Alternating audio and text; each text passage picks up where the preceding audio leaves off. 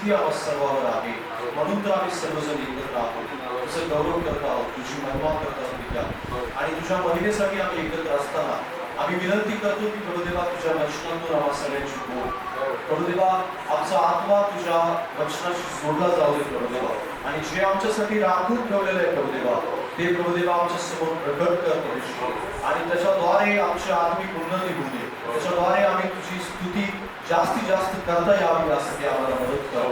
आम्ही तुझ्या जवळ यावं, आम्ही तुझ्या आत्म्याकडून जास्त ऐकावं प्रभुदेवा. आणि निश्चितच प्रभुदेवा आमच्या आध्यात्मिक कृतीनं प्रभुदेवा तुझ्या प्रभुदेवा गौरवासाठी आम्ही तत्पर असावे यासाठी जसे आम्ही आज या ठिकाणी आलो तशा प्रकारे जाणार नाही प्रभुदेवा, तर निश्चितच तुझ्यापासून काहीतरी प्राप्त करून जाणार आहोत. जे तू आम्हाला देऊ इच्छितो येशूच्या नावात आम्ही ते स्वीकारतो. कुठल्याही प्रकारे प्रभुदेवा जे डिस्टर्ब करणाऱ्या गोष्टी आहेत येशूच्या नावात आम्ही त्याला बाहेर काढतो. आमचं मन, आमचं प्रभुदेवा अंतःकरण प्रभुदेवा तुझ्या वचनासाठी आम्ही पूर्णपणे प्रभुदेवा उघडतो प्रभुदेवा. आणि त्याच्यामध्ये वचनाची पेरणी होऊ दे, त्याच्यामध्ये तुझं गौरव पेरलं जाऊ दे, तुझं महान सामर्थ्य तुझ्याद्वारे प्रकट व्हावं. प्रत्येकाचं हृदय यावेळेस मी तुझ्या हातात सोडतो. हो, त्यांचा आत्मा तुझ्या सामर्थ्यानं भरून जाऊ दे प्रभुदेवा. या ठिकाणी प्रभुदेवा जात असताना प्रभुदेवा तुझा अग्नी त्याच्यासोबत जावा असं होऊ दे. हो, तुझं गौरव आम्ही करतो पित्या, तुझी महिमा आम्ही करतो. प्रत्येकाचं हृदय यावेळेस मी तुझ्या पवित्र हातामध्ये सोपवत आहे. सर्व गौरव आम्ही तुला देतो, सर्व महिमा आम्ही तुला देतो, येशूच्या नावामध्ये मागतो. आमेन. आमेन. बसूया. हालेलुया. Praise the Lord. माझ्यासोबत काढा स्तोत्र 94 अध्याय.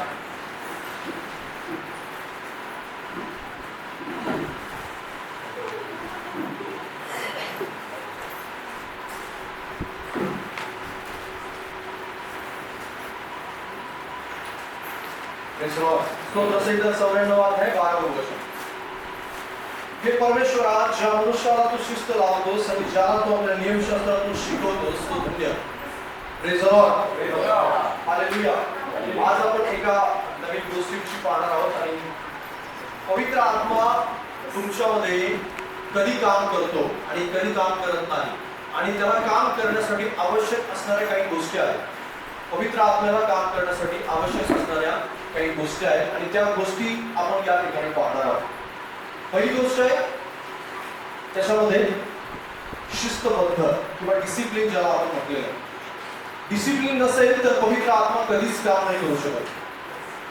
शिस्तबद्ध नसणाऱ्या मनुष्याच्या जीवनामध्ये पवित्र आत्मा काहीही काम करत नाही, आणि त्याविषयी या ठिकाणी आपल्याला वाचायला मिळतं. आणि बायबल काय सांगतं की पवित्र आत्मा परमेश्वरा, ज्या मनुष्याला तू शिस्त लावतोस आणि ज्याला तू आपल्या नियमशास्त्रातून शिकवतोस तो धन्य. हालेलुया.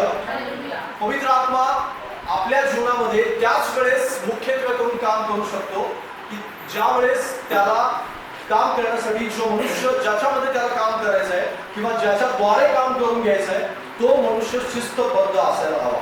कारण शिस्तबद्ध मनुष्य जर नसेल तर त्याच्या जीवनामध्ये काम करायला त्याला खूप अडचण येते, किंवा त्याच्या जीवनामध्ये त्याचं जे काम आहे, जे पवित्र आपल्याला करायचं आहे ते काम त्याच्या जीवनामध्ये थांबून राहतं किंवा त्याला ब्रेक लागतो. ते काम जे आहे ते काम पुढे जात नाही, ते काम तिथंच थांबतं. कारण पवित्र आत्म्याला शिस्तबद्ध मनुष्याची आवश्यकता आहे.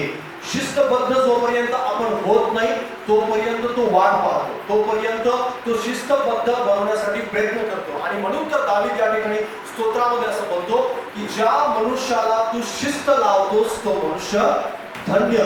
देव ज्याला शिस्त लावतो किंवा देव ज्याला काही शिकवतो, देव ज्याच्या जीवनामध्ये काम करू इच्छितो त्याला परमेश्वर काय करतो बरं? शिस्त लावतो. बाजूवाल्याला सांगा, पवित्र आत्मा तुमच्यामध्ये काम करण्यासाठी तुला शिस्तबद्ध व्हावं लागेल. पवित्र आत्म्याला काम करण्यासाठी काही गोष्टी आवश्यक आहेत. आजकाल बऱ्याच लोकांचं जीवन जे आहे ते पवित्र आत्म्यासाठी उत्सुक आहे किंवा पवित्र आत्म्याच्या कामासाठी पण उत्सुक आहे. पवित्र आत्म्याचं काम त्यांच्या जीवनामध्ये व्हावं यासाठी सुद्धा उत्सुक आहे. पण पवित्र आत्मा नेमका कसा काम करतो किंवा नेमकं त्याला काय आवश्यक आहे या गोष्टीच्या बाबतीत, ते जाणून घेण्याच्या बाबतीत मात्र बरीच लोक उत्सुक नाहीत. त्यांना केवळ इतकंच ठाऊक आहे, मी बाप्तिस्मा घेतला त्यामुळेच माझ्यामध्ये पवित्र आत्मा उतरला. जशा प्रकारे प्रभू येशू ख्रिस्त पाण्यामध्ये बाप्तिस्मा घेतो आणि लगेच कबुतराच्या स्वरूपामध्ये त्याच्यावर पवित्र आत्मा उतरला आणि त्याच्यानंतर पवित्र आत्मा उतरल्यानंतर त्याचं जीवन जे आहे ते पवित्र आत्म्याने परिपूर्ण होतं. त्याच्या अगोदर सुद्धा येशू ख्रिस्त आत्म्याने चालणाराच होता, पण त्याच्यानंतर प्रत्यक्ष दृश्य स्वरूपामध्ये प्रभू येशू ख्रिस्तावरती पवित्र आत्मा उतरला आणि तिथून पुढे तो आत्म्याच्या स्वरूपामध्ये आत्म्यामध्ये चालू लागला. मग नंतर त्याची परीक्षा झाली आणि नंतर तो सेवा करू लागला. ही गोष्ट आहे. पण बरीच लोक ते उदाहरण देतात आणि म्हणतात की काय, मी बाप्तिस्मा घेतला त्याच दिवशी माझ्यामध्ये पवित्र आत्मा आला आणि पवित्र आत्मा आल्यानंतर माझ्यामध्ये तो काम करू लागला. पवित्र आत्मा येणं वेगळं आणि पवित्र आत्म्याचं काम तुमच्या जीवनामध्ये होणं वेगळं आहे. हालेलुया. पवित्र आत्मा तुमच्या जीवनामध्ये येणे गोष्ट वेगळी आहे. पवित्र आत्मा तुमच्यामध्ये येऊ शकतो बाप्तिस्मा ज्या दिवशी घेतला त्याच दिवशी. आणि असे बरेच लोक आहेत की पवित्र आत्म्याचा स्पर्श त्यांना झालेला आहे, त्यांच्या जीवनामध्ये त्याच्या बाप्तिस्म्याचा अनुभव आहे, तरी सुद्धा ते आत्म्याने चालवले जात नाही, तरी सुद्धा ते आत्म्याच्या द्वारे काम नाही करत, आत्म्याद्वारे त्यांच्या जीवनामध्ये ते कार्य करू शकत नाही. पवित्र आत्मा त्यांच्या जीवनामध्ये पवित्र आत्मा एके दिवशी आला, पवित्र आत्मा त्यांच्या जीवनामध्ये एके दिवशी त्यानं स्पर्श केला, त्याचा बाप्तिस्मा सुद्धा त्यांना पवित्र आत्म्याचा झाला. पण आज बरीच लोक त्याच्या स्पर्शामध्ये कंटिन्युअसपणे नाही चालत. कंटिन्युअस मध्ये चालण्यासाठी तुम्हाला काही गोष्टींची गरज आहे. हालेलुया. कारण पवित्र आत्म्याचा बाप्तिस्मा होणं जितकं महत्वाचं आहे तितकंच पवित्र आत्म्यामध्ये कंटिन्युअस चालणं जितकं महत्वाचं आहे. कारण पवित्र आत्म्याचा बाप्तिस्मा जरी झाला असेल तरी सुद्धा तुम्ही पाप करू शकताय किंवा तरी सुद्धा तुम्ही देवापासून बाजूला जाऊ शकताय, तरी सुद्धा तुम्ही बायबल वाचण्याचं बंद करू शकताय, तरी सुद्धा तुम्ही देवाच्या वचनापासून बाजूने फेकले जाऊ शकताय. हे पॉसिबल आहे. लक्षात घ्या. हालेलुया. हे पॉसिबल आहे, हे शक्य आहे. का शक्य आहे? कारण त्याला ज्या आवश्यक असणाऱ्या पोषक गोष्टी आहेत त्या पोषक गोष्टीसाठी तुमच्या मनाची, शरीराची, अंतःकरणाची, जीवनाची तयारी तुम्ही करत नाही आणि म्हणून त्या तयारी नसल्यामुळं त्याला जे आवश्यक वातावरण निर्मिती आहे ती वातावरण तुमच्या जीवनामध्ये तयार होत नाही आणि म्हणून ते काम तिथंच थांबतं आणि पवित्र आत्म्याचा अभिषेक केवळ असतो किंवा पवित्र आत्म्याचा केवळ बाप्तिस्मा झालेला असतो, केवळ पवित्र आत्मा आहे असंच केवळ म्हटलं जातं, त्याच्या पुढची प्रोसेस काहीच नाही, तिथंच ते थांबलं जातं. पवित्र आत्म्याचा अभिषेक झाला, चांगली गोष्ट आहे आणि ते व्हायला हवा, निश्चित अर्थाने व्हायला. तुम्हाला स्पर्श झाला, आनंदाची गोष्ट आहे, ते व्हायला हवं आणि प्रत्येकाला त्या स्पर्शाची गरज आहे. तुम्हाला तुमच्या अंगावर शहारे आले, तुम्हाला घाम फुटला किंवा तुम्हाला काही वेगवेगळे अनुभव तुम्हाला, तुम्ही पुढ्या मारून लागला, तुम्ही मोठ्याने टाळा वाजवत आहे, मोठ्याने हालेलुया म्हणत आहे, तुम्ही गात आहे, देवाचा गौरव करताय, पवित्र आत्मा आल्यानंतर हे सगळं काही होतं. यातलं काहीतरी वेगळं होतं. कारण वेगळं त्यावेळेस होतं त्यावेळेस तुम्ही समजून चाला की पवित्र आत्म्याचा स्पर्श तुम्हाला होत आहे. आणि जर कदाचित यापैकी तुम्हाला काहीच होत नसेल, काही लोकांना शांततेमध्ये सुद्धा पवित्र आत्म्याचा स्पर्श होत नाही असं नाही, व्यक्तिगत प्रार्थनांच्या मध्ये सुद्धा पवित्र आत्म्याचा स्पर्श तुमच्या घरामध्ये सुद्धा होईल तुम्हाला किंवा चर्चमध्ये सुद्धा होईल. बऱ्याच ठिकाणी त्याचा पवित्र आत्म्याचा स्पर्श होऊ शकतो आणि हे होणं आवश्यक आहे. जर झाला नसेल तर त्या स्पर्शाची तुम्ही उत्कंठा बाळगा, कारण देव प्रत्येकाला स्पर्श करू इच्छितो. हालेलुया. पवित्र आत्मा प्रत्येकाला स्पर्श करू इच्छितो. आपल्या चर्चमध्ये पवित्र आत्मा आहे आणि तो प्रत्येकाला स्पर्श करू इच्छितो. हालेलुया. त्याची इच्छा आहे की तुम्हा प्रत्येकाला त्याचा अनुभव द्यावा, प्रत्येकाच्या जीवनामध्ये काहीतरी काम करावं. आणि जर तुमच्या जीवनामध्ये याची उत्कंठा तुम्ही बाळगली नसेल तर आजच स्वतःच्या मनाला जागृत करा की मला त्याच्या स्पर्शाची जाणीव झाली पाहिजे. हालेलुया. पवित्र आत्म्याच्या स्पर्शाची जाणीव तुम्हाला झाली पाहिजे. बाजूला सांगा, पवित्र आत्म्याच्या स्पर्शाची जाणीव तुम्हाला झाली पाहिजे. केवळ तारण आवश्यक नाही, कारण बायबल स्पष्टपणे सांगतं की जर तुम्हाला स्वर्गात जायचंय, जर नवीन जीवन प्राप्त करायचं आहे तर तारणाबरोबर महत्वाची गोष्ट आहे पवित्र आत्म्याचा बाप्तिस्मा झालाच पाहिजे. अग्नी वाचून आणि पाण्या वाचून, पाण्यातून आणि अग्नीतून जन्मल्या वाचून, आत्म्यापासून जन्मल्या वाचून कोणीही देवाच्या राज्यात प्रवेश करू शकत नाही. फक्त लोकांना पाण्याचा जन्म माहित आहे, आत्म्याचा जन्म माहित नाही. बऱ्याच लोकांना तो पाहत नाही, पण तो आत्म्याचा जन्म व्हायलाच हवा आणि तो स्पर्श आहे जो पवित्र आत्म्याचा स्पर्श आहे. तो स्पर्श झाल्यानंतर आत्म्यापासून जन्मण्याचा जो अनुभव आहे तो अनुभव तुम्हाला येऊ लागेल. आता पवित्र आत्मा कदाचित तुम्हाला स्पर्श झाला, कदाचित तुम्हाला जाणीव झाली आणि ज्या दिवशी जाणीव झाली, ज्या दिवशी तुम्हाला स्पर्श झाला, ज्या दिवशी तुमच्या जीवनामध्ये ते काम चालू झालं त्या दिवसापासून पवित्र आत्म्याला आवश्यक असणारं वातावरण तो तुमच्या जीवनामध्ये, शरीरामध्ये, तुमच्या मनामध्ये, तुमच्या अंतःकरणामध्ये जो चालू करतो. आणि ते अंतःकरणामध्ये ज्यावेळेस वातावरण चालू होतं त्यावेळेस पोषक वातावरण, जशा प्रकारे जमिनीमध्ये एखादं बीज ज्यावेळेस पेरतो, बीज पेरल्यानंतर त्याला काही वातावरण आवश्यक असतं. काश्मीरमध्ये सफरचंद येतात, पण जर साताऱ्यामध्ये डोंगरावरती सफरचंदाचं झाड लावलं तर ते येत नाही. काय येत नाही? कारण त्याचं कारण असं आहे की काश्मीरमध्ये सफरचंद येण्यासाठी जे वातावरण आवश्यक आहे, जे पोषक वातावरण आहे, कारण त्या ठिकाणी कमीत कमी 8 ते 9 महिने थंडी असते आणि शून्याच्या खाली तापमान असतं. आणि त्याच्यानंतर काही काळ असा असतो की ते जे तापमान आहे ते थोडंसं वरती जातं. पण जे तापमान आहे, जे आवश्यक सफरचंदाच्या झाडासाठी आवश्यक असणारी जमीन असेल किंवा त्यासाठी आवश्यक असणारे जे तापमान असेल, जी जमीन असेल किंवा जी माती असेल, त्याचं जे सगळं आवश्यक गोष्टी त्या जमिनीमध्ये आहे किंवा त्या वातावरणामध्ये आहे. आणि म्हणूनच त्या ठिकाणी चांगल्या प्रकारे सफरचंद येऊ शकतात. आणि साताऱ्यामध्ये ते येऊ शकत नाही. याचं कारण सर्वात मोठं जे आहे, जे वातावरण आहे ते वातावरण तयार करावं लागेल. आणि वातावरण तयार केल्यानंतर मात्र त्या गोष्टीला आपल्याला काय करता येईल, या ठिकाणी सफरचंदासाठी जशा प्रकारे आपण शीतगृह वाचतो किंवा जशा प्रकारे आपण जे एक वेगवेगळ्या प्रकारची शेती असते, जे आच्छादन केलेली शेती असते, आणि त्याच्यामध्ये एक आच्छादन करून म्हणजे उन्हापासून संरक्षण करून एक विशिष्ट तापमानामध्ये काही वनस्पतीची निर्मिती केली जाते आणि त्या ठिकाणी फळ घेतलं जातं.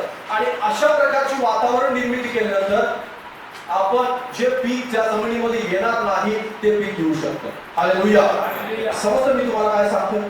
पवित्र आत्म्याला काम करण्यासाठी, त्याचं काम वाढण्यासाठी, त्याच्या कामामध्ये एक वेगळ्या प्रकारचं जसं देव इच्छितो तशा प्रकारे काम होण्यासाठी तुमच्या जीवनात सुद्धा काही वातावरण निर्मिती करावे लागेल. हालेलुया. त्याची गरज तुम्हाला आहे. आणि त्या कोणत्या गोष्टी आवश्यक आहेत? भरपूर तशा गोष्टी आहेत, पण काही निवडक गोष्टी मी तुम्हाला सांगणार आहे की ज्याच्यामधून मी काही निवडक गोष्टी काढलेल्या. आणि पहिली गोष्ट आहे शिस्तबद्धता, म्हणजे डिसिप्लिन ज्याला म्हटलेलं आहे. कारण दावीद ज्यावेळेस ही गोष्ट सांगतो त्यावेळेस दावीदाच्या जीवनामध्ये एक वेगळ्या प्रकारचं डिसिप्लिन होतं. आणि त्याचं जे डिसिप्लिन आहे किंवा त्याचं जे शिस्तबद्धता आहे, ती शिस्तबद्धता देवाच्या आत्म्यासाठी आवश्यक आहे. जो मनुष्य शिस्तबद्ध नाही तो आत्म्याचं काम थांबवतो. बाजूला कधीही झोपणारा, कधीही उठणारा, कधीही जेवण करणारा, कुठल्याही दिवशी त्याचा काही नियम नाही. म्हणजे ज्याला आपण म्हणतो की शिस्तबद्ध नसलेला मनुष्य म्हणजे काय, त्याचा नियम नाही की हा कधी कसं काय करेल. म्हणजे त्याचं जीवन जे आहे ते विस्कळीत असलेलं जीवन आहे. विस्कळीत मनुष्याच्या जीवनामध्ये पवित्र आत्मा कधी काम नाही करत. विस्कळीत जीवन, विस्कळीत म्हणजे काहीही त्याचा नियम नाहीये. कुठेही तू जाणार, कुठेही बसणार, म्हणजे त्याला त्याच्या बोलण्याला काही शिस्त नाहीये, त्याच्या ऐकण्याला काही शिस्त नाही, त्याच्या बघण्याला पण काही शिस्त नाहीये, त्याच्या अंतःकरणामध्ये विचाराला काही शिस्त नाहीये, किंवा त्याच्या खाण्याला काही शिस्त नाही, त्याच्या पाहण्याला काही शिस्त नाही, कोणत्याच गोष्टीला काही शिस्त नाही. आणि अशा मनुष्यामध्ये पवित्र आत्मा, जरी त्याला बाप्तिस्मा झाला असेल पवित्र आत्म्याचा, तरीही काही काम करत नाही. तर पवित्र आत्म्याला शिस्तबद्ध मनुष्य आवश्यक आहे. हालेलुया. बायबलमध्ये तुम्ही उघडून पहा, ज्यांच्यामध्ये पवित्र आत्म्याने काम केलेलं आहे, ज्यांच्यामध्ये पवित्र आत्म्याने शिस्तबद्ध रीतीने काम केलेलं आहे, ते सगळी माणसं शिस्तबद्ध होती. मग जसा दावीद असेल, जशा प्रकारे शलोमोन असेल, ज्याच्या प्रकारे पौल असेल, पेत्र असेल, योहान असेल, याकोब असेल, त्याचे शिष्य असतील, त्याच्यानंतर जुन्या करारामध्ये दानियल असेल आणि शमूएल संदेष्टा असेल, हे सगळी लोक एक शिस्तबद्ध रीतीने जीवन जगत होती. आणि त्यांच्यामध्ये आत्म्याने खूप मोठ्या प्रमाणामध्ये आणि खूप चांगल्या प्रकारचं कार्य केलेलं आपल्याला पाहायला मिळतं. जसा दानियेलाचं आपण उदाहरण पाहतो. दानियेलाचा नित्यक्रम होता की दिवसातून तो 3 वेळा प्रार्थना करतो. हालेलुया. याला शिस्तबद्धता म्हणतात. आणि त्याची एक शिस्तबद्धता होती की दिवसातून 3 वेळा यरूशलेमेच्या दिशेला असणारी खिडकी तो उघडत होता आणि त्या दिशेला असणारी खिडकी उघडून तो नित्यक्रमाप्रमाणे प्रार्थना करतो. ज्यावेळेस त्या ठिकाणी दानियेलाच्या पुस्तकात आपण वाचतो त्या ठिकाणी स्पष्ट लिहिलेलं आहे की तो आपल्या नित्यक्रमाप्रमाणे खोलीमध्ये गेला, खिडकी उघडली, त्यानं दिवसातून 3 वेळा गुडघे टेकून प्रार्थना केली. हालेलुया. बायबल सांगतं की त्याचा नित्यक्रम होता, म्हणजे वर्षानुवर्षांपासून तो दिवसातून 3 वेळा प्रार्थना करतो. हालेलुया. त्याची ती शिस्तबद्धता दर्शवते की त्याच्या जीवनामध्ये काहीतरी शिस्त होती, त्याच्या जीवनामध्ये खाण्याची सुद्धा शिस्त होती. आणि ज्यावेळेस तो राजा अधिकाराचा म्हणजे राजाने जो नेमलेला खोजा आहे त्या खोजाच्या अधिकारामध्ये होता, त्यावेळेस सुद्धा त्यानं ती शिस्त शिस्त मोडली नाही. त्यानं ते खोजाला विनंती केली. तो असं म्हणाला की मला काही खाण्याविषयी काही निर्बंध आहे आणि ते निर्बंध मला पाळावे लागतील, कारण देवाने माझ्या जीवनामध्ये ती शिस्त घालून दिलेली आहे आणि ती निर्बंध मला पाळायचे आहे. आणि त्यानं विनंती केल्यानुसार त्यानं 10 दिवस त्याच्यावरती प्रयोग केला आणि प्रयोग केल्यानंतर आपल्याला आढळतं की तो प्रयोग त्याच्या बाबतीत शद्रक, मेशक, अबेदनगो या तिघांच्या बाबतीत सुद्धा यशस्वी झाला. आणि यशस्वी झाल्यानंतर तो 3 वर्षापर्यंत तेच अन्न खात होता जे त्यानं ठरवलेलं होतं. हालेलुया.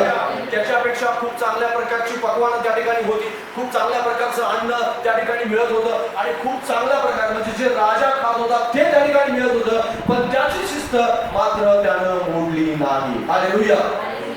आणि म्हणूनच बायबल स्पष्टपणे सांगतं की जे कोणी अधिकारी त्या ठिकाणी होते त्यांच्या सर्वांच्या मध्ये ज्ञानी, बुद्धिमान आणि सर्वात हुशार जर कोण असेल तर तो दानिएल होता. हालेलुया. Praise God.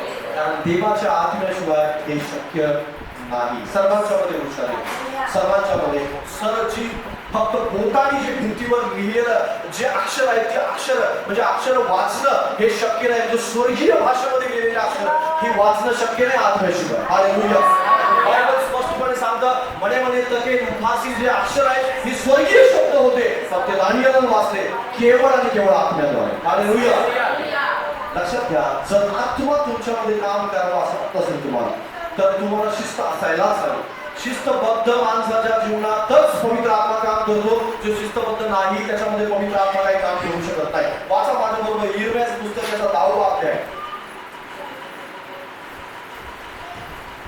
यिर्मयाच्या पुस्तकाचा 10वा अध्याय आणि 23 आणि 24 वचन.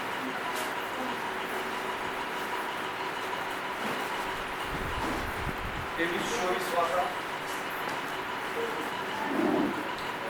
हे परमेश्वराला ठाऊक आहे की मनुष्याचा मार्ग त्याच्या हाती नाही, पावले नीट टाकणे हे चालणाऱ्या मनुष्याच्या हाती नाही. हे परमेश्वरा मला शिक्षा कर, पण ती न्यायाने कर, तुझ्या कोपाने नको, नाही तर तू मला शून्यवत करशील. हालेलुया. या ठिकाणी यिर्मया जो आहे तो यिर्मया काय करत आहे बरं? परमेश्वराला विनंती करत आहे की तुम्हाला काय कर, शिस्त लाव. तू माझ्या जीवनामध्ये अंतःकरणामध्ये शिस्त लाव. योबाचं पुस्तक याचा 5वा अध्याय 17वं वचन वाचलं तर तुमच्या लक्षात येईल. योबाचं पुस्तक 5वा अध्याय 17वं वचन.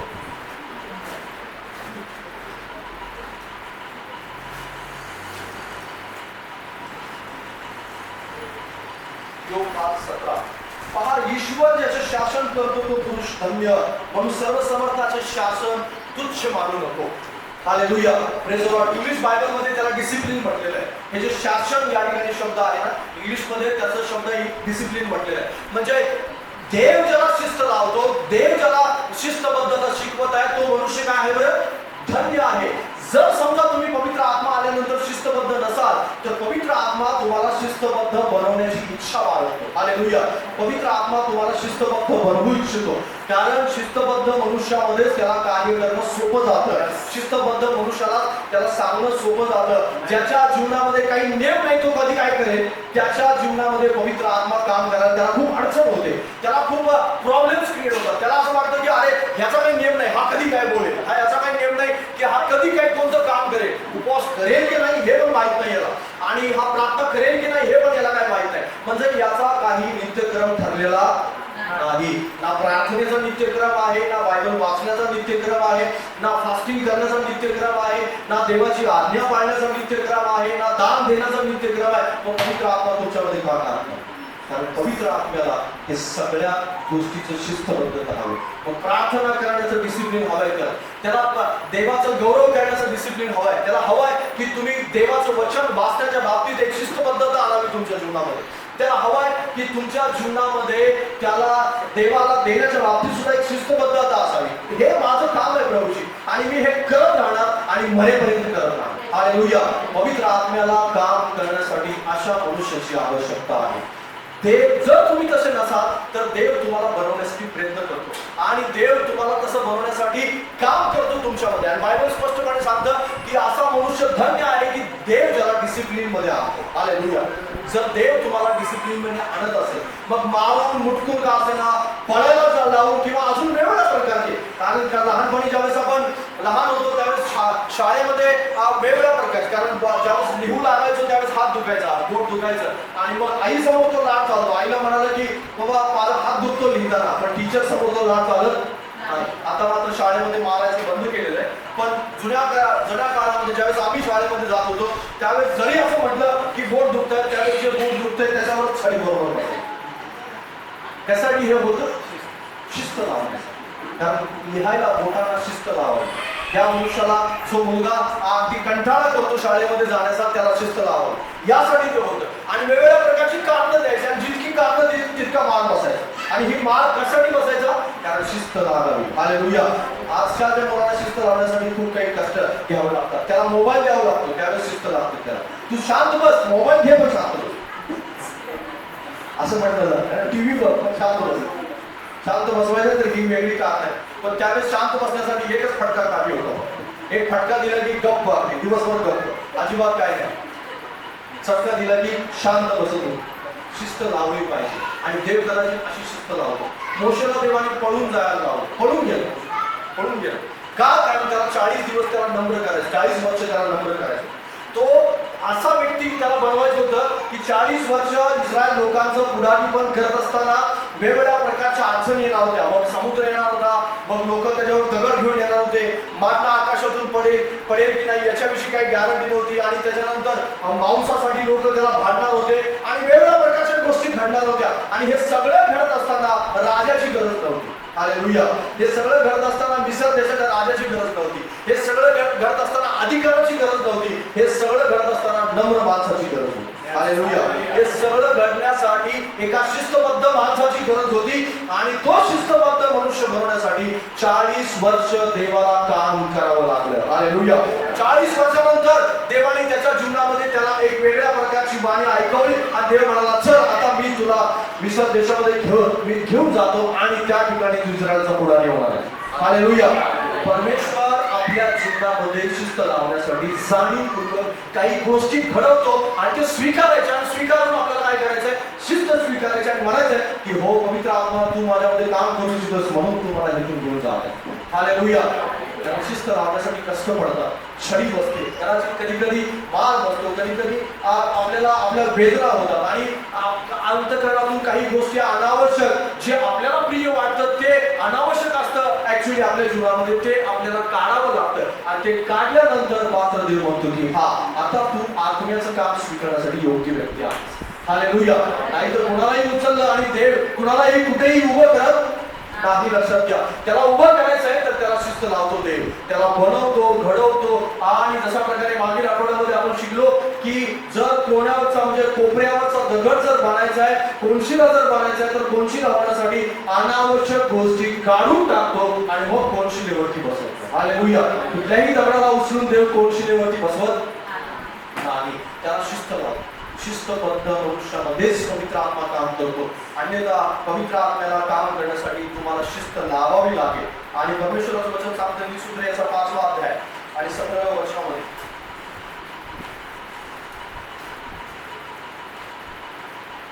नीतिसूत्रे 5वा अध्याय 17वा वर्ष.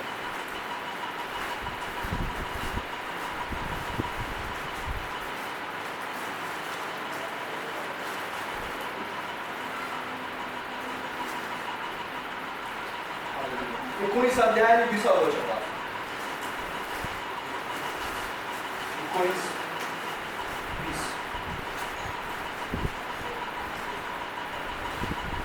19, 20 अध्याय 20 वर्ष.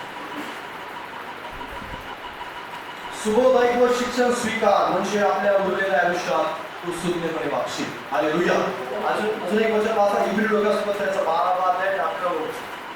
नवीन करारामध्ये इब्री 12:18.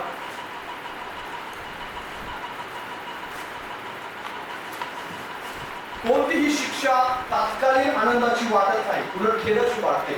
तरी ज्यांना तिच्याकडून बळ लागले आहे त्यांना ती पुढे नीतिमत व शांतिकारक फळ देते. हालेलुया. बायबल त्या ठिकाणी काय सांगतं?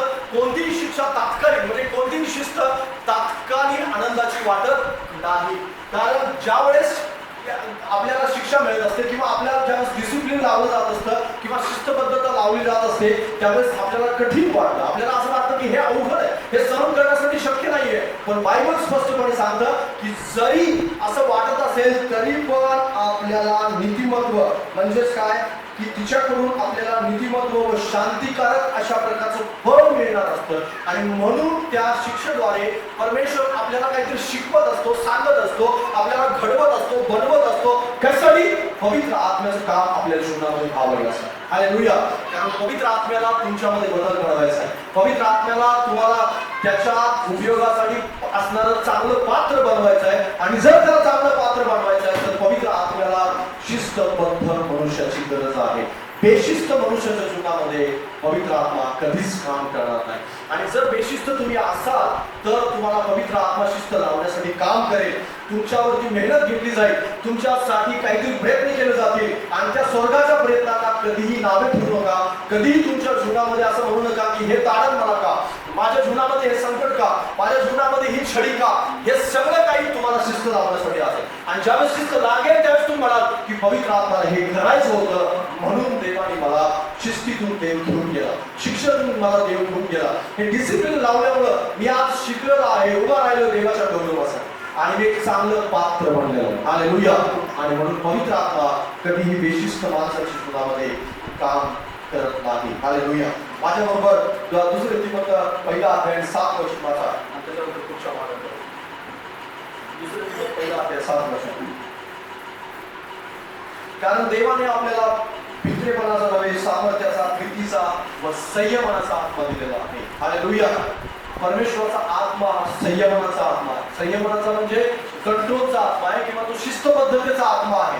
आणि तो शिस्तबद्धतेचा आत्मा तुमच्यामध्ये प्रत्येक ठिकाणी असायला हवा. जसं मी तुम्हाला सांगितलं, प्रार्थना, देवाचं वचन, देवाचं गौरव, चर्चला नियमित येणं असेल, उपस्थितीमध्ये सहभागितेमध्ये उपस्थित राहणं असेल, चर्चमधल्या वेगवेगळ्या ऍक्टिव्हिटीजमध्ये भाग घेणं असेल.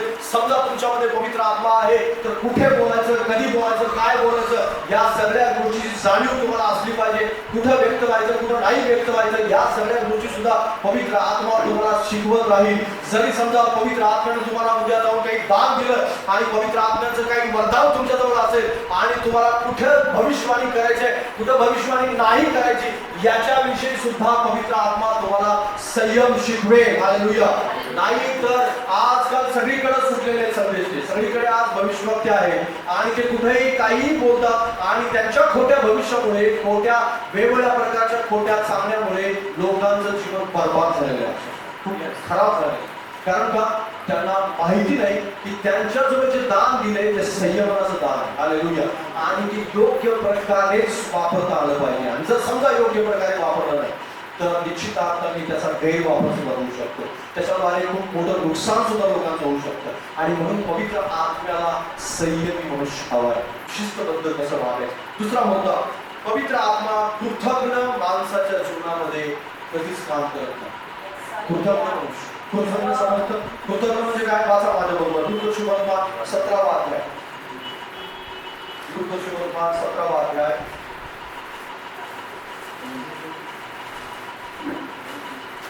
11 पासून 19 पर्यंत. 17 मग असं झाले की तो यरूशलेममध्ये चालला असता शमरोन गालिलेयामधून गेला आणि तो एका गावात जात असता कुष्ठरोग असलेले 10 पुरुष त्याला भेटायला. ते दोन उभे राहून मोठ्या मोठ्याने म्हणू लागले, अहो येशू गुरुजी, आम्हावर दया करा. त्याने त्यांना पाहून म्हटले, तुम्ही जाऊन स्वतः याजकांना दाखवा. मग असे झाले की ते जाता जाता शुद्ध झाले. त्यातील एक जण, आपण बरे झालो आहोत असे पाहून मोठ्याने देवाचा महिमा वर्णित परत आला आणि येशूचे आभार मानून त्याच्या चरणावर पालथा पडला. हा तर शमरोनी होता. तेव्हा येशूने म्हटले, 10चे 10 शुद्ध झाले होते ना, मग 9 जण कोठे आहेत? या परक्या वाचून देवाचे गौरव कराव्यास परत आलेले असे कोणी आढळले नाहीत काय? तेव्हा त्याने म्हटले, उठ जा, तुझ्या विश्वासाने तुला बरे केले आहे. हालेलुया.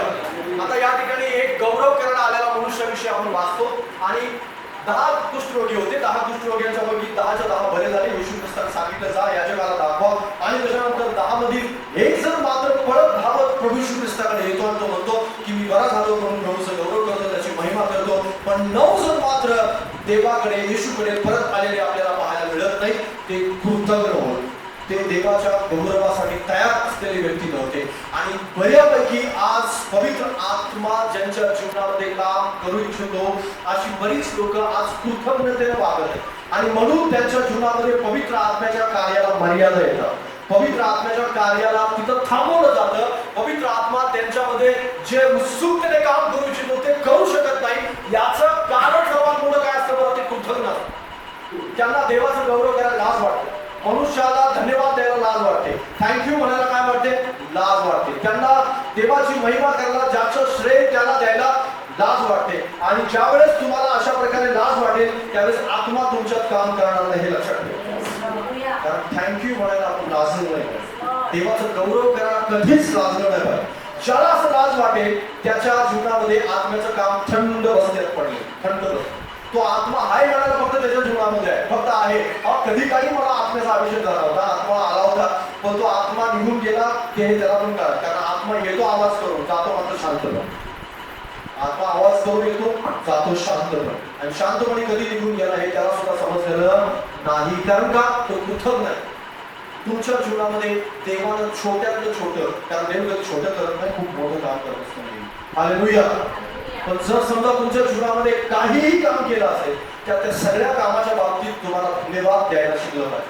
धन्यवादी असलं पाहिजे. तुम्ही नेहमी तुम्ही धन्यवादी असले पाहिजे. व व्यक्तिगत रीतीने धन्यवाद देणं आणि लोकांसमोर देवाचं गौरव करणं, मंडळीमध्ये देवाचं गौरव करणं आणि लोकांच्या मित्रांच्या मध्ये धन्यवाद देणं, नातेवाईकांच्या मध्ये धन्यवाद देणं. ज्या पण ठिकाणी तुम्हाला देवाचं गौरव करायला संधी मिळेल त्या ठिकाणी तुम्ही देवाचं गौरव केलं पाहिजे. हालेलुया. पण बरीच लोक देवाला धन्यवाद द्यायला लाज वाटते त्यांना आणि देवाचं गौरव करायला लाज वाटतं. मग तुमच्याकडे साधा मोबाईल आला असेल, टीव्ही आला असेल, दागिना आला असेल, गाडी आली असेल, घोडा आला असेल आणि मग जे काही आला असेल त्या सगळ्या गोष्टीच्या बाबतीत धन्यवाद दिलाच पाहिजे.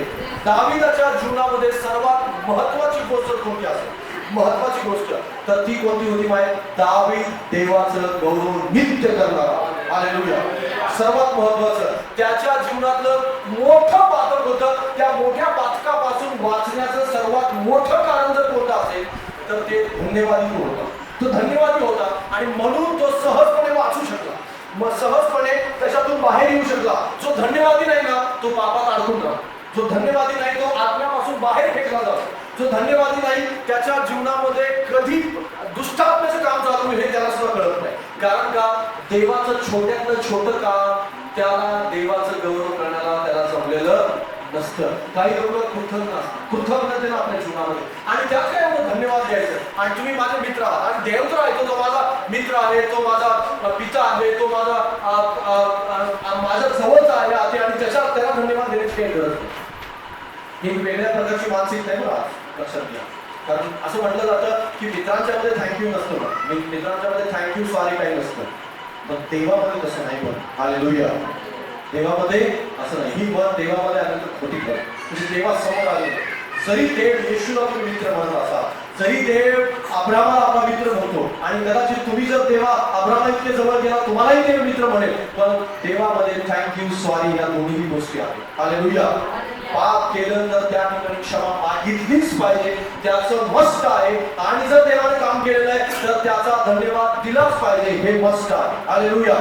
या दोन्ही गोष्टी आवश्यक आहेत. या दोन्ही गोष्टी ज्याच्या जीवनामध्ये नाही त्याच्यामध्ये पवित्र आत्मा काम नाही करू शकतो. हालेलुया. वाजवायला सांगा कृतज्ञ माणसामध्ये पवित्र आत्मा काम करत नाही. लूकदर्शनोत्पाद 119 अध्याय, सॉरी स्तोत्र संहिता 119 अध्याय 62 वचन. स्तोत्र संहिता 119 अध्याय 62 वचन.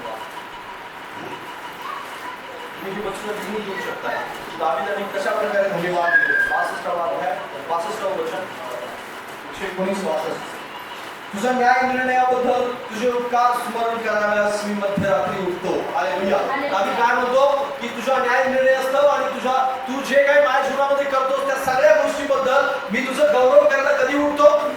मध्यरात्री उठतो. कधी आहे का तुमच्या जीवनामध्ये असा अनुभव की तुम्ही मध्यरात्री उठले देवाचं गौरव केलं? हालेलुया. परमेश्वर तुमच्याविषयी धन्यवाद. परमेश्वर खरंच तुम्हाला धन्य म्हणतो कारण तुम्ही मध्यरात्री उठून देवाचे गौरव. दावीद या ठिकाणी म्हणतो की मी मध्यरात्री उठून परमेश्वराची महिमा करतो. समस्या आल्यानंतर मध्यरात्री उठणं वेगळी गोष्ट आहे.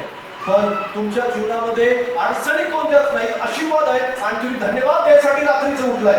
धन्यवाद द्या. हालेलुया. ही खूप मोठी गोष्ट आहे. यासाठी विशेष असावं लागतं. कृतज्ञ माणूस फक्त समस्यांच्यामध्ये उठणार, प्रभू वाचव मला, कारण मध्यरात्री मी यासाठी उठलोय की मला आता वाचवण्याची गरज आहे. पण ज्यावेळेस तुमच्या जीवनामध्ये तुम्ही कृतज्ञ नसता, त्यावेळेस तुम्ही मध्यरात्री केवळ गौरव करणार, केवळ गौरव करणार. प्रभू समस्या काही नाही, पण तुला धन्यवाद द्यायला. समस्या काही नाही, काहीच अडचण नाहीये प्रभू, सगळं काही सुरळीत चालू आहे, पण मला तुला धन्यवाद द्यायचा. म्हणून मी उठले, म्हणून मला जाग आहे, म्हणून मी तुझी महिमा करतो. ही आनंदाची गोष्ट आहे. आत्मा त्याच्याविषयी उत्सुक आहे. त्याला काम करायचं असतं अशा माणसाचं जीवन, त्याला काम कर, बदल घडवायचा असतो त्याच्या जीवनामध्ये, त्याला काहीतरी बदल काय कार्य करायचं असतं. कारण दाविदाचा विषय उत्सुक का होता ते, कारण दावीद अशा प्रकारे गौरव करणारा होता. वाचा 164 वचन त्याचं, 119 164. तुझ्या न्याय निर्णयासाठी मी दिवसातून 7 वेळा तुझे स्तवन करतो. हालेलुया. मध्यरात्री उठतोय आणि दिवसातून 7 वेळा देवाचं गौरव करतोय. हालेलुया. दावीदाने जितकी पण स्तोत्र लिहिली, जितकी पण स्तोत्र लिहिली, त्या सगळ्या स्तोत्रांच्या मध्ये देवाचं गौरव. हालेलुया. सगळ्या स्तोत्र. आज आपण प्रार्थनेच्या सुरुवातीलाच आपण स्तोत्र का वाचतो, त्याचं कारण आहे की स्तोत्र देवाचं गौरव करतात, स्तोत्र देवाची महिमा करतात, स्तोत्र ही देवाची स्तुती करतात, देवाला सिंहासन सोडायला भाग पाडतात आणि आपल्यामध्ये उपस्थित करतात. हालेलुया. आणि जो कृतज्ञ आहे त्याच्या जीवनामध्ये त्याला स्तोत्र म्हणायला लाज वाटते, त्याला स्तोत्र गायला लाज वाटते, त्याच्या जीवनामध्ये स्तोत्राचं उच्चारण करायला लाज वाटते. कारण का बरं, तो कृतज्ञ आहे. त्याला असं वाटतं काय धन्यवाद द्यायचं, काय गरज आहे, काय वाजवायची काय गरज आहे, धन्यवाद मोठ्याने गावाची देवाचं गौरव करायची काय आवश्यकता नाही. ज्यावेळेस पण तुम्हाला असं वाटू लागेल त्यावेळेस तुमचं कृतज्ञतेकडं तुमची वाटचाल सुरू आहे हे लक्षात ठेवा. आणि जो मनुष्य कृतज्ञ आहे त्याच्यामध्ये पवित्र आत्मा अजिबात इंटरेस्टेड नाही. हालेलुया. अजिबात इंटरेस्टेड नाही. शाऊल इतक्या लवकर विसरलेला होता, शाऊलाची कृपा. शाऊल इतक्या लवकर विसरलेला होता, देवाने जे त्यासाठी केलेलं आहे. शाऊल इतक्या लवकर विसरलेला होता की देव त्या जीवनामध्ये काय करत आहे, आणि म्हणून देवाच्या याजकावर तलवार चालायला त्याला लाज नाही वाटली किंवा त्याला भीती वाटली नाही. याचं सर्वात मोठं कारण काय होतं माहिती आहे, तो कृतज्ञ झाला आणि म्हणून याजकावर सहजरीतीने तलवार चालवली. आणि आत्महत्या करायचं सर्वात कारण कोणतं असेल तर तो कृतज्ञ होता, म्हणून त्याला आत्महत्या करण्यापर्यंत किंवा आपल्या स्वतःच्या तलवारीवर स्वतः पडण्यापर्यंत इथपर्यंत वेळ आली, यासाठी वेळ आली की तो याजकावर तलवार चालवतो. शमूएलावर तो रागावला, ज्या शमूएला त्याला अभिषेक केला होता. दावीदाच्या जीवनात मात्र ही गोष्ट तुम्हाला कधीच बघायला मिळणार. शाऊल त्याच्यावर रागावला होता, चिडला होता, त्याला मारण्यासाठी निघाला होता, तरी सुद्धा त्याला मारलं नाही. आणि ज्यावेळेस पण अशी संधी आली त्या वेळेस, म्हणजे शाऊलाच्या बाबतीत नाही, अजून बऱ्याच ठिकाणी संधी आली दावीदाला, पण प्रत्येक ठिकाणी दावीदाने आपला स्वतःचा हात आवडलेला. हालेलुया. ज्यावेळेस शौलाचा सेनापती होता अब्नेर नावाचा, त्या अब्नेरला ज्यावेळेस पाठवलं त्यावेळेस सुद्धा दावीदाने त्याच्यावर हात चालवला नाही. का चालवलं नाही त्याचं कारण काय होतं माहिती आहे, कारण त्याला ठाऊक होतं की इस्रायलच्या सेनाचं सेनापती करणारा हा मनुष्य आहे, मी याला मारू शकतो. यहोवाने त्याला मारलं पण दावीदाने नाही मारलं. हालेलुया. त्याचं कारण काय माहिती आहे, कारण दावीद कृतज्ञ नव्हता, ना देवा बाबतीत ना मनुष्याच्या बाबतीत, कारण त्याला ठाऊक होतं पहिली लढाई मला लढण्यासाठी कोण पाठवलं, शौलाने. हालेलुया. म्हणून शौलाच्या नंतर सुद्धा ज्यावेळेस मफीबोशेतावर कृपा करायची वेळ आली त्यावेळेस तो आनंदाने त्याच्यावर कृपा केला. आणि काय म्हणतो माहिती आहे, तुझा माझ्या बरोबर तू आजन्म भोजन करशील. हालेलुया. हे का झालं माहिती आहे, कारण तो माणसाच्या बाबतीत सुद्धा कृतज्ञ, त्याला ठाऊक होतं की शौलाचा हा वंशज आहे आणि त्याच्यावर मला कृपा केली. योनाथानाने त्याला अभिवचन दिलं आणि ते अभिवचनच त्या ठिकाणी कामाला आलं. बायबल स्पष्टपणे सांगतं, योनाथानाला मी अभिवचन दिलेलं आहे आणि म्हणून तू त्याचा मुलगा आहे ना, त्याला माझ्याबरोबर. ज्यावेळेस पण तुम्हाला आभार मानण्याची संधी मिळेल त्यावेळेस आभार माना. हालेलुया. मोकळेपणाने आभार मानायला शिका. मोकळेपणा ना मनुष्याचे असतील ना देवाच्या, कुठल्याही ठिकाणी तुम्हाला ज्यावेळेस पण आभार मानायची संधी मिळेल त्यावेळेस आभार मानायची, धन्यवाद द्यायला. कारण धन्यवादी माणसामध्ये पवित्र आत्म्याला काम करायला आवडतं. पवित्र आत्मा लवकर काम करतो, पवित्र आत्मा फास्ट काम करतो, पवित्र आत्म्याला काम करायला आनंद वाटतो. हालेलुया. पवित्र आत्मा कृतज्ञ माणसामध्ये काम करत नाही. कारण स्तोत्र जर तुम्ही वाचत राहिला, स्तोत्र 40वा अध्याय 1 वचन, त्याच्यानंतर 10वं वचन आहे, स्तोत्र 106 अध्याय त्याचं पहिलं 1 ते 3 वचन, आणि स्तोत्र 108 अध्याय त्याचं 1 ते 3 वचन, आणि त्या ठिकाणी 108 आणि 103 वाचा.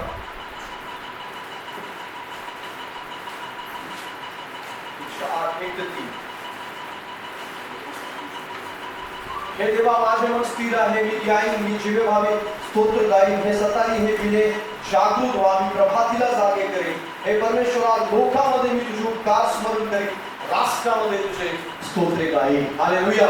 दावीद या ठिकाणी किती उत्सुक आहे पहा देवाचं गौरव करण्यासाठी, किती उत्सुक आहे देवाची महिमा करण्यासाठी. तो प्रभातीला जागे करतो, म्हणजे सकाळीच उठतो देवाचं गौरव करण्यासाठी, सकाळीच उठतो देवाची महिमा करण्यासाठी. तुमच्यामध्ये देवाचं गौरव कितपत भरलेलं आहे, तुमच्यामध्ये देवाची महिमा करण्याची कितपत ओढ आहे. आपल्या स्वतःला तपासा आणि म्हणा की मी देवाचं गौरव करण्यासाठी तत्पर असेल. चर्चमध्ये साक्ष द्यायला जर तुम्हाला लाज वाटत असेल तर पवित्र आत्म्याचं काम विसरून जा. हालेलुया. चर्चमध्ये जर तुम्हाला देवाचं गौरव करायला तदभव होत असेल तर तुम्ही विसरून जा पवित्र आत्मा तुमच्या जीवनामध्ये काम करेल म्हणून, किंवा देवाला पुन्हा कार्य करण्याची संधी आहे. नाही, कारण तुम्ही तुमच्या कार्याचे स्वतः दरवाजे बंद करा. ज्यावेळेस तुम्ही धन्यवाद द्यायला विसराल त्यावेळेस तुमच्या आशीर्वादाचे दरवाजे तुम्ही स्वतः बंद करताय. ते देव नाही बंद करत, तुम्ही स्वतः बंद करा. कारण का बरं? कारण धन्यवाद देता त्यावेळेस तुम्ही दरवाजे उघडले, देवाला संधी दिली आहे. प्रभू कार्य करण्यासाठी ओपन आहे, तू काही करू शकतो आणि देव आनंदी आहे त्या बाबतीत. हालेलुया.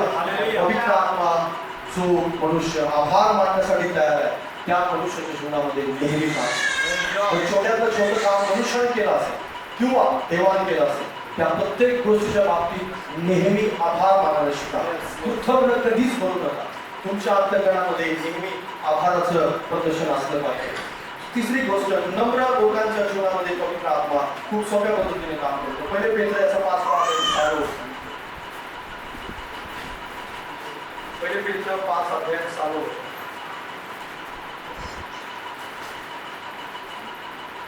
म्हणून देवाच्या पराक्रमी हाताखाली लीन व्हा, यासाठी की त्याने योग्य वेळी तुम्हाला संच करावे. हालेलुया. हालेलुया. बायबल स्पष्टपणे सांगतं की नम्र झाल्याशिवाय उंच कधीच होता येणार नाही. पवित्र आत्म्याला नम्र व्यक्तीची आवश्यकता आहे. हालेलुया. बाजूला सांगा, पवित्र आत्म्याला नम्र व्यक्तीची गरज आहे. गर्विष्ठ माणसामध्ये पवित्र आत्मा काम नाही करत. गर्विष्ठ माणसामध्ये पवित्र आत्मा कधीच काम नाही करत. माझ्यामध्ये आत्मा आहे म्हणून मी कोणाचा तुमच्यापेक्षा उंच, माझ्यामध्ये पवित्र आत्म्याचं दान आहे म्हणून मी उंच. जर असं असेल तर तो लवकर खाली येण्यासाठी प्रयत्नशील आहे. लक्षात ठेवा, तो वर जाण्यासाठी प्रयत्नशील नाहीये, खाली जाण्यासाठी प्रयत्नशील आहे. ज्यावेळेस पण तुमच्यामध्ये गर्वाचा शिरकाव होतो त्यावेळेस बायबल स्पष्टपणे सांगतं मनाचा ताठा सर्व अंधपाताची मूळ आहे. मनाचा ताठा, जो ताठा आहे तो तुम्हाला अंधपातापासून वाचवू नाही शकणार, तो अंधपातामध्ये घेऊन जाईल. आणि म्हणून पवित्र आत्माला नम्र व्यक्तीची गरज आहे. मोशेला नम्र बनवण्यासाठी 40 वर्ष लागले. 40 वर्ष देवाला नम्र बनवावं लागलं त्याला. मोशेमध्ये एक वेगळ्या प्रकारचा अभिमान होता, वेगळ्या प्रकारचा गर्व होता. काय की मोशे कुठे होता? मोशे राजवाड्यामध्ये मोठा झाला, राजवाड्यामध्ये राहिला आणि राजा जे खात होता ते त्याला मिळत होतं, जे शिक्षण राजाला मिळालं तेच त्याला मिळालं. आणि भावी तो फारो होता, भावी मिस्र देशाचा राजा होता आणि मिस्र देशाचा सर्व अधिकार त्याच्याकडे येणार होता. या सगळ्या गोष्टी त्याला ठाऊक होत्या. आणि म्हणून जेव्हा समस्या सोडवण्याची, इस्रायल लोकांची समस्या सोडवण्याची वेळ आली त्यावेळेस त्यांना देवाच्या पद्धतीने नाही, तो स्वतःच्या पद्धतीने सोडवली. आणि म्हणून मिस्री माणसाला मारून टाकलं, वाळूमध्ये फुटलं आणि त्याला असं वाटलं की माझ्या गर्वामुळं की माझ्या अधिकारामुळं मी इस्रायल लोकांना गुलामगिरीतून सोडवणार. पण देवाला अशा माणसाच्या, ज्ञानी माणसाची गरज नव्हती, देवाला शून्य माणसाची गरज. हालेलुया. हालेलुया. तुमच्याजवळ पुष्कळ काय काय असेल, पुष्कळ काय आहे म्हणून तुम्ही देवाला आवश्यक आहात असं नाही. तुम्ही पुष्कळ असून सुद्धा रिकामे किती होणार आहे याला तुमच्या आवश्यकते, ती आवश्यकता आहे देवाला, तोच व्यक्ती आवश्यक आहे. कारण बरीच लोक पुष्कळ काय आहे म्हणून म्हणतात देवा माझा उपयोग करून घे, देवा माझ्या जीवनामध्ये हे कर, देवा माझ्या जीवनामध्ये हे कर. देवाला अशा लोकांची गरज नाही. हालेलुया. देवाला अशा लोकांची गरज आहे जे पुष्कळ काय आहे प्रभूजी, पण हे सगळं मी तुच्छ देतो तुझ्यासमोर. त्यावेळेस आपण असं म्हणतो, त्यावेळेस आपण पवित्र आत्म्यासाठी योग्य व्यक्ती असतो. हालेलुया. 40 वर्ष मोशे सगळं विसरला, ज्ञान विसरला, भाला चालवायचं विसरला, तलवार चालवायचं विसरला, खून लपवायचं विसरला, सगळं काही विसरला. आणि त्याला इतकंच ठाऊक होतं आता मेंढरं कशी राखायची, त्याला इतकंच ठाऊक होतं मेंढराचं दूध कसं काढायचं, मेंढराची लोकर कशी कातरायची. आणि त्याला इतकंच ठाऊक होतं की जी माझी मेंढर आहे ती सुद्धा माझी नाही, ही सुद्धा सासरायची. माझ्याकडे माझं काही स्वतःच नाही, माझ्या अंगावर वस्त्र सुद्धा माझी नाही, मी तर उपरी आहे. तो काय म्हणतो, मी उपरी आहे, मी उपरे आहे प्रभूजी. आणि इतक्यापर्यंत तो आला होता की मला बोलता येत नाही. म्हणजे 40 वर्षापर्यंत बायबल स्पष्टपणे सांगतं मोशे भाषणामध्ये म्हणजे एक्सपर्ट होता. पण तो भाषणामध्ये एक्सपर्ट असलेला मनुष्य 40 वर्षामध्ये तत्वभगवती आला. समजतच नव्हतं काय बोलायचं. राजासमोर जाऊन राजमहालामध्ये मोठा झालेला व्यक्ती राजासमोर बोलण्यासाठी घाबरत होता. इतक्या कठीण परिस्थितीमध्ये देवाने त्याला आणलं. म्हणजेच काय, नंतर जाऊन ज्यावेळेस आपण मोशेविषयी वाचतो, मिरियाम आणि अहरोन त्याच्याविषयी कुरकुर करतात, त्यावेळेस स्वतः देव त्या ठिकाणी साक्ष देतो की मोशे सारखा पृथ्वीवरती नम्र माणूस करू पर्यंत देवाने त्याला नम्र होतो. आणि मग देव त्याला म्हणाला, चल आता मी तुला विसर्ग तुझा उपयोग करून घेणार. 10 लाख लोकांना चालवणार व्यक्ती, 40 वर्षापर्यंत त्याचं बोलारी पण करणार आहे. अतिशय महत्त्व. म्हणून देवाला तो प्रत्यक्ष देवासमोर जाऊन जे आवाज अहरोनाला ऐकायला येत नव्हता तो मोशेला येतो. जो इस्रायल लोक ज्या देवाकडे पाहू शकत नव्हते, डोंगराजवळ सुद्धा जाऊ शकत नव्हते, त्या डोंगरावरती जाऊन अंधकारामध्ये निबिड अंधकारामध्ये 40 दिवस मोशे बसला. हालेलुया. हे कसं शक्य आहे? हे केवळ आणि केवळ नम्रतेने शक्य आहे. कोणी उचलणार नव्हता, खूप करणार नव्हता, तर तो म्हणणार होता प्रभू तू सर्व काय मी काहीच नाही. लक्षात घ्या, नम्र व्यक्तीच्या जीवनात पवित्र आत्म्याला काम करायला खूप सोपं जातं. खूप अवघड काहीच जात नाही, खूप सोपं जातं. त्याला सांगायला खूप सोपं जातं, कारण तो हट्टी नसतो, कारण तो आवेशी असतो देवाचे गौरव करण्यासाठी, महिमा करण्यासाठी. तो आवेशी असतो देवाला खुश करण्यासाठी, जगातल्या गोष्टीसाठी, आणि स्वतःला सुद्धा तो खुश करतो. स्वतःला सुद्धा, कारण नम्र जो असतो तो स्वकेंद्रित नसतो. पुढचा मुद्दा आहे स्वकेंद्रित. तो स्वकेंद्रित नसतो. नम्रता असेल तो स्वकेंद्रित तुम्ही कधीच होणार नाही. जर नम्रता नसेल तुमच्या जीवनामध्ये तुम्ही स्वकेंद्रित असता. सन्मान मला, सगळं गौरव मला, सगळं काही मला, तुम्ही सगळे जण चिल्लर. त्यावेळेस असं म्हणाल त्यावेळेस पवित्र आत्मा तुमच्यामध्ये काम नाही करणार. तुम्हाला असं वाटेल की किती धडपड करतोय पण आत्म्याचा आवाजच ऐकायला येईल. तुम्हाला शांत व्हावं लागेल, नम्र व्हावं लागेल, देवासमोर बसावं लागेल. प्रभू माझ्याजवळ जे काय आहे, मग लाखो असतील करोड असतील कदाचित, हे सगळं काही शून्य आहे. हे सगळं मी तुच्छ लेखतो आणि केवळ तुझं गौरव. हालेलुया. तुझं काय आहे हे महत्वाचं नाही, ते पाहून कधीच देव तुमची निवड नाही. तुम्ही किती हे सगळं सोडून किती नम्र होणार हे पाहून देव तुमचं निवड करतो. हालेलुया. बायबलमध्ये कोणाचंही निवड संपत्ती पाहून केली गेलेली नाही, ज्ञान पाहून केली गेलेली नाही, कारण अज्ञानी माणसाला परमेश्वराने ज्ञान दिलं. हालेलुया. जे मूर्ख होते, बायबल सांगतं जे मूर्खांची निवड केली देवानी आणि परमेश्वराने अधिपतीच्या पंक्तीत येऊन बसवलं. हालेलुया. हे कसं होतं? कारण स्पष्टपणे नम्र झाल्याशिवाय देव स्पष्ट सांगतो उंच होता येणार नाही. वाचावांवर याकोबचं पुस्तक 4 अध्याय 6 वचन. याकोब 4:6 आणि 10 वचन. तो अधिक कृपा करतो म्हणून शास्त्र म्हणते देव गर्विष्ठांचा विरोध करतो आणि दिनावर कृपा करतो. आणि 10 वचन, प्रभू समोर नम्र व्हा म्हणजे तो तुम्हाला उंच करेल. हालेलुया. उंच व्हायचं आहे का तुम्हाला? नम्र व्हायचं. जर उंच व्हायचं असेल तर नम्र झाल्याशिवाय तुम्हाला उंच होता येणार नाही. पवित्र आत्मा त्याच व्यक्तीमध्ये काम करतो जो नम्र होईल. बाजूला सांग, पवित्र आत्मा त्याच व्यक्तीमध्ये काम करतो जो नम्र होऊ इच्छितो. नम्र होण्याची इच्छा नसणाऱ्या माणसामध्ये पवित्र आत्मा कधीच काम करणार नाही. भलेही तुमच्याजवळ कोणतं दान असू द्या, भलेही तुम्हाला असं वाटतो की माझ्याजवळ हे आहे ते आहे हे असं आहे तसं आहे, मी प्रतिष्ठेचा व्यक्ती आहे, हे सगळं काही तुमच्याजवळ असेल पण या सगळ्या गोष्टीला देव शून्य म्हणतो. हालेलुया.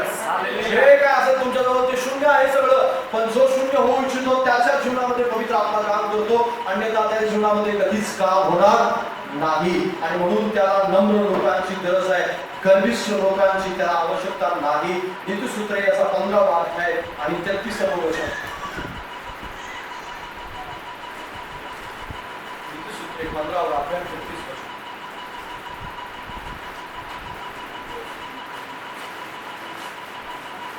परमेश्वराचे भय एक सुंदर शिक्षण होय, आधी नम्रता मग मान्यता. हालेलुया.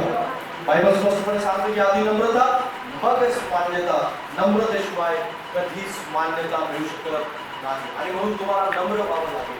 म्हणून तुम्हाला प्रभू समोर आपलं अंतःकरण नम्र करावं लागेल आणि तुला म्हणावं लागेल प्रभूला की प्रभूजी माझं हृदय, माझं अंतःकरण तुझ्या पवित्र सामर्थ्य हातामध्ये मी सोपवतो आणि त्याच वेळेस परमेश्वर तुमच्यामध्ये काम करू लागेल. रोमकरास 12 अध्याय 3 वचन आपण वाचूया. रोम 12:3. कारण मला प्राप्त झालेल्या कृपादानामधून मी तुम्हापैकी प्रत्येक जणाला असे सांगतो की आपल्या योग्यतेपेक्षा स्वतःला अधिक मानू नका, तर देवाने प्रत्येकाला वाटून दिलेल्या विश्वासाच्या परिणामानुसार मर्यादेने स्वतःला माना. आता हे कशासाठी सांगितलेलं आहे? नम्र राहण्यासाठी. नम्र जर तुम्ही असाल तर स्वतःच्या योग्यतेपेक्षा तुम्ही जास्त स्वतःला मानणार नाही. आपल्या लोकांनी, बऱ्याच लोकांनी जे धार्मिक म्हणतात स्वतःला किंवा जे आत्मिक म्हणतात स्वतःला, जे म्हणतात की मी खूप प्रतिष्ठित मनुष्य आहे, त्यांनी आपल्या योग्यतेपेक्षा आपली उंची स्वतःच्याच मनामध्ये खूप उंचीवर घेऊन ठेवली आणि त्याच्यामुळं ते खाली इच्छित नाही त्या उंचीपासून आणि म्हणून ते नम्र होऊ शकत नाही. ज्यावेळेस तुम्ही आपल्या स्वतःच्या योग्यतेपेक्षा स्वतःला अधिक न मानता खाली मानाल त्यावेळेस खऱ्या अर्थानं तुम्ही नम्र होऊ शकाल. तुम्हाला ठाऊक असेल की माझी धाव कुठंपर्यंत आहे, माझी आत्मिकता कुठंपर्यंत आहे. कारण प्रत्येक माणसाला ठाऊक असतं चांगल्या प्रकारे की माझी आत्मिकता कुठंपर्यंत आहे. मी कितपत बायबल वाचलं, कितपत प्रार्थना केली, कितपत मला समजतं, कितपत माझ्या जीवनामध्ये मी देवाचं आज्ञापालन करतो, कितपत माझी आत्मिकता आहे, कितपत मी पवित्र जीवन करतो, हे सर्व ठाऊक असतं. आणि म्हणून आपण स्वतःला आपल्या मर्यादेपेक्षा जास्त मानू नये. त्याच वेळेस तुम्ही खऱ्या अर्थानं नम्र होऊ शका आणि प्रभू तुमच्या जीवनामध्ये काम करू शकेल. आणि म्हणून नम्र लोकांच्या मध्ये पवित्र आत्मा काम करतो. चौथी महत्वाची गोष्ट आहे, नियंत्रित लोकांच्या मध्ये पवित्र आत्मा काम करतो. गलतीग्रस्त पत्र याचा 5 अध्याय 22 वचन. गलतीग्रस्त पत्र 5 अध्याय 22 वचन वाचा.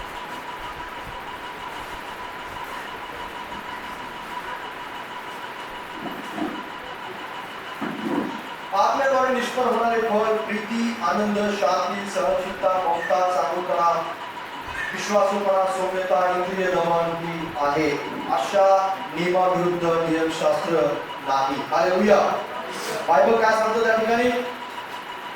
इंद्रिय दमनाविषयी त्या ठिकाणी नियंत्रित मनुष्य, नियंत्रित म्हणजे जो स्वतःच्या शरीरावरती, स्वतःच्या जीवनावरती, जसं आपण शिस्तबद्ध पहिल्यांदा सांगितलं की तशा प्रकारे स्वतःच्या जीवनावरती, स्वतःच्या गोष्टीवरती त्याचं कंट्रोल आहे. आणि हे जे कंट्रोल आहे हे खूप आवश्यक आहे. लक्षात घ्या, कोणत्याही मनुष्याला जो कंट्रोल विरहित आहे, म्हणजे जो त्याच्या कोणत्याच गोष्टीला काहीच नियंत्रण नाही, त्या मनुष्याच्या बाबतीत परमेश्वर काम करू शकत नाही किंवा पवित्र आत्मा त्याच्या जीवनामध्ये काम करू शकत नाही.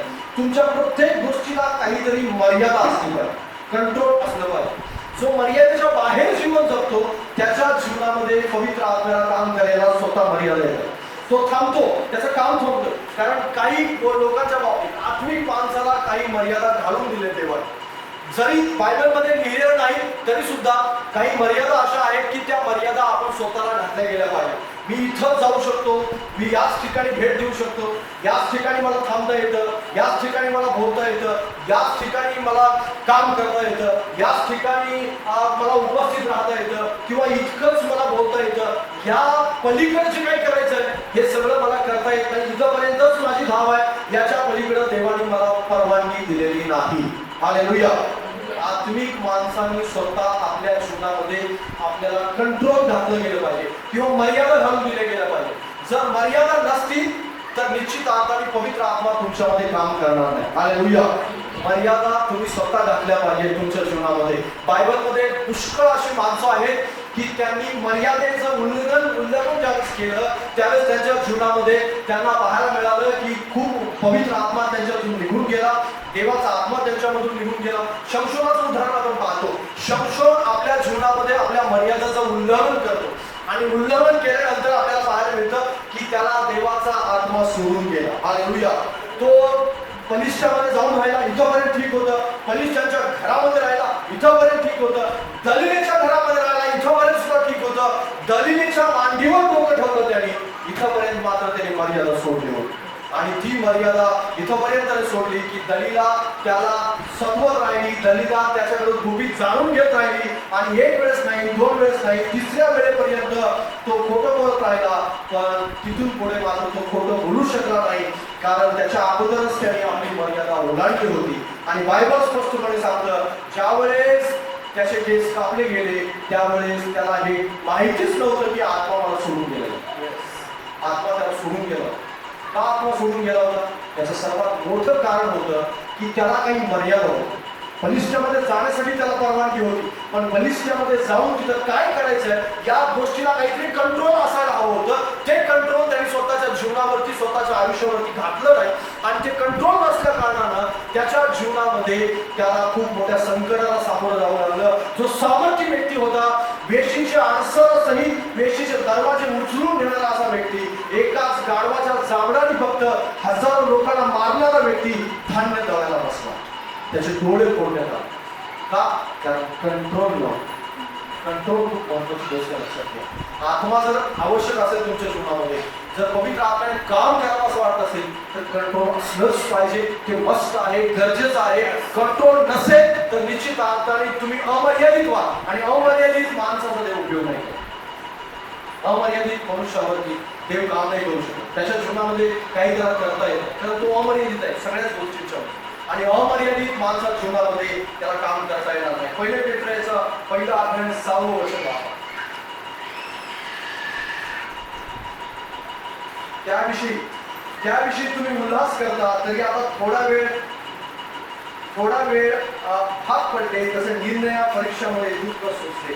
यासाठी नाशवंत सोन्याची परीक्षा अग्नीने करितात, त्या सोन्यापेक्षा मूल्यवान असे जे तुमच्या विश्वासाच्या परीक्षेत उतरले, ते येशू ख्रिस्ताच्या प्रगट होण्याच्या वेळेस प्रशंसा, गौरव, मान यास कारणीभूत होईल. नीतिसूत्रे याचा 25वा अध्याय 28वं वर्ष. नीतिसूत्रे 25:28.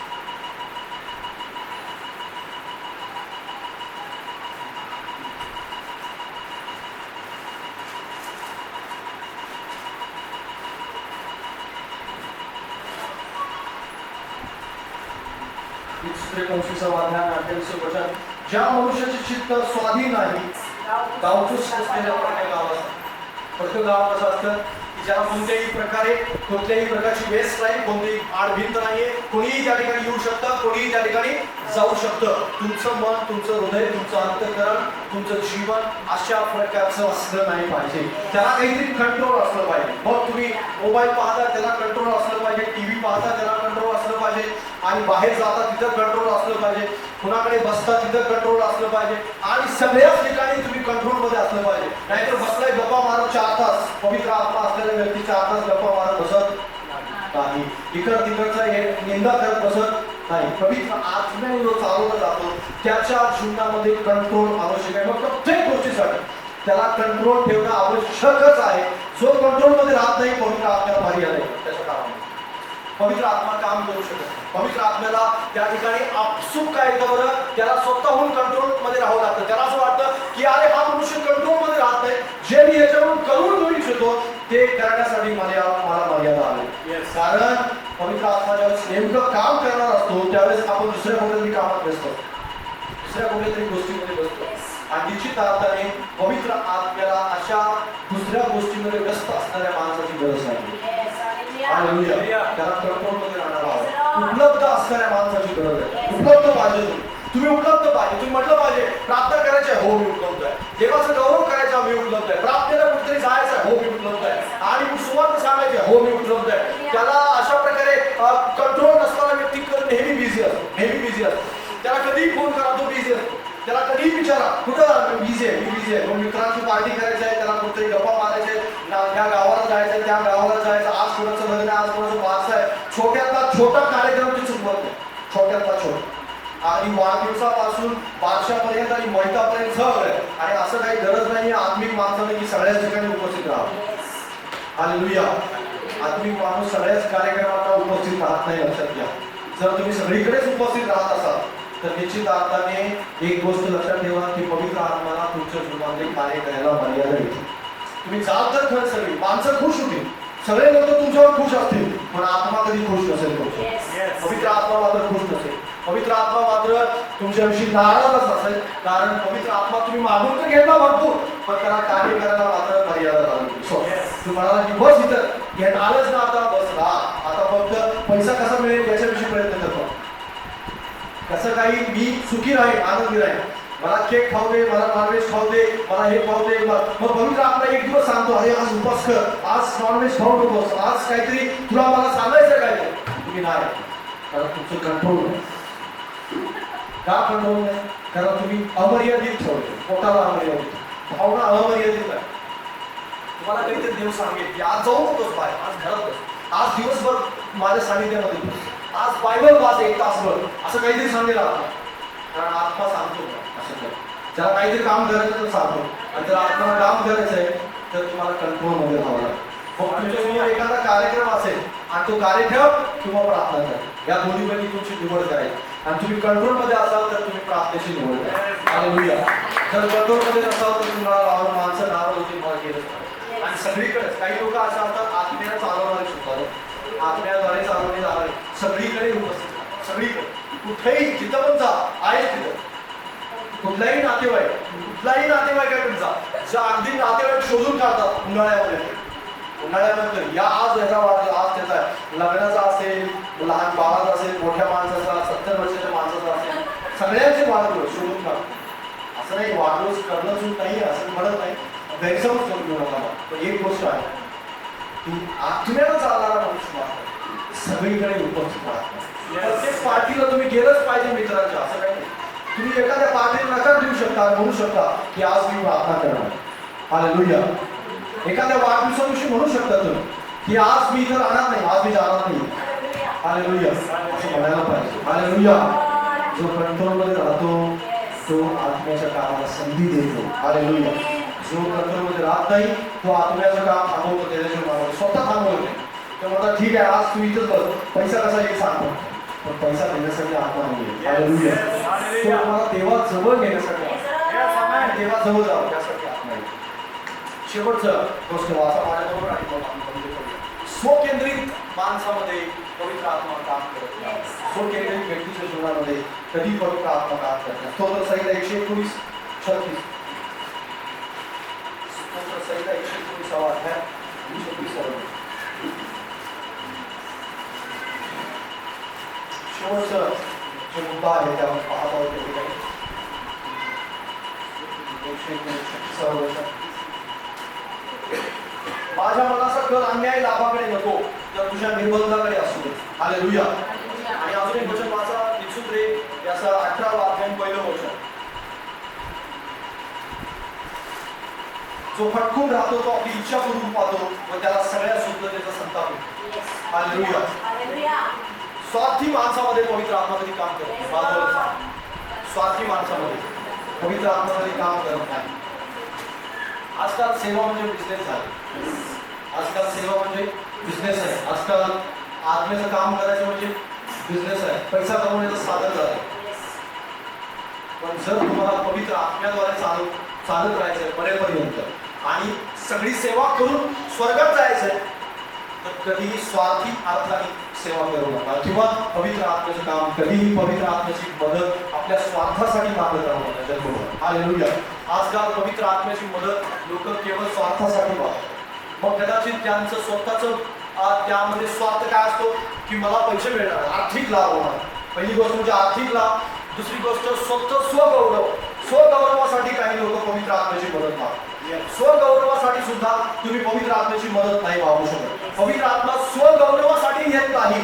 पवित्र आत्मा त्याच माणसाला मदत करतो की जो आपल्या सेवेद्वारे, आपल्या जीवनाद्वारे, आपल्या सर्व कार्याद्वारे देवाचं राज्य वाढवतं. हालेलुया. स्वतःचं राज्य वाढवण्यासाठी जो काम करत आहे त्याला पवित्र आत्मा मदत नाही करत. काही काळासाठी उंचीवर गेल्या तो आढळेल, पण जितक्या फास्ट वरती जाईल तितक्या फास्ट खाली येईल. पुष्कळ उदाहरणं मी तुम्हाला सांगू शकतो.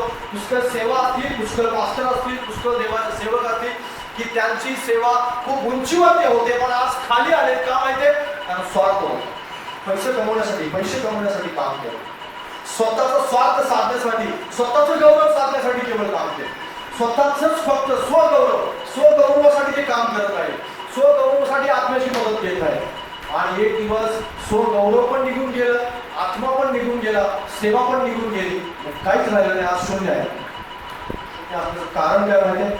कारण त्यांचा स्वार्थ होता. तो निस्वार्थीपणाने कधीच काम करतो. तुमच्यामध्ये जर आत्मा कंटिन्युअसपणे काम करावा आणि हे सगळं काम झाल्यानंतर तुम्ही स्वर्गात जावा, तिथं बक्षीस मिळावं असं वाटत असेल तर तुम्हाला निस्वार्थीपणे काम करावं लागेल. निस्वार्थी असणाऱ्यामध्येच पवित्र आत्मा काम करतो, स्वार्थासाठी काम नाही करत. तुम्हाला करोडपती बनवण्यासाठी पवित्र आत्मा आलेला नाही. हालेलुया. करोडपती बनवण्यासाठी आत्मा नाही का, तुम्ही करोडपती व्हावं हा देवाचा आशीर्वाद आहे. तो तुम्ही पवित्र आत्मा न मिळवता सुद्धा करोडपती होऊ शकता. त्यासाठी पवित्र आत्मा याचीच काही गरज नाहीये, लक्षात घ्या. हालेलुया. बिझनेस वाढावा आणि बिझनेस तुमच्या जीवनामध्ये खूप मोठा आशीर्वाद मिळावा या सगळ्यासाठी तुम्ही प्रार्थना करा, तो तुम्हाला मिळेल. कारण देवाने ते अभिवचन देऊ केलेलं आहे आणि तो तुम्हाला मिळेल नाही. पण पवित्र आत्मा जर येऊन तुमच्यामध्ये काम करावं असं वाटत असेल तर ह्या करोडो वगैरे ह्या सगळ्या गोष्टी बाजूला ठेवाव्या लागतात. हालेलुया. प्रभू येशूचे शिष्य करोडपती नव्हते. हालेलुया. पण आजकाल बिझनेस आहे, आजकाल खूप मोठा ते व्यापार झालेला आहे आणि त्या व्यापारामध्ये कधीच अडकू नका. जर तुम्हाला कधी असं वाटतं की माझ्याद्वारे पवित्र आत्म्याने काम करावं, प्रार्थना ऐकावी, सगळं काय करावं, माझं स्वतःचं जीवन सुद्धा देवाजवळ जास्त जावं, जर असं वाटत असेल तर पवित्र आत्म्याला कधीही संधी देण्यासाठी स्वार्थी स्वभाव आपल्या मनामध्ये कधीच ठेवू नका. आणि नेहमी म्हणा की मी निस्वार्थीपणे काम करणार आहे, निस्वार्थीपणे तुझं गौरव करणार आहे. स्वार्थ तुमच्या मनामध्ये कधीच नसला पाहिजे. आणि बायबल स्पष्टपणे सांगतं, याकोबाचं पत्राचं 3रा अध्याय 14 आणि 16 वचन. काही वचन काढत आहे कारण आपण वेळ पुष्कळ झाला, आपण बंद करतो त्या ठिकाणी. याकोबाचं पुस्तक याचा 3रा अध्याय 14 आणि 16 वचन.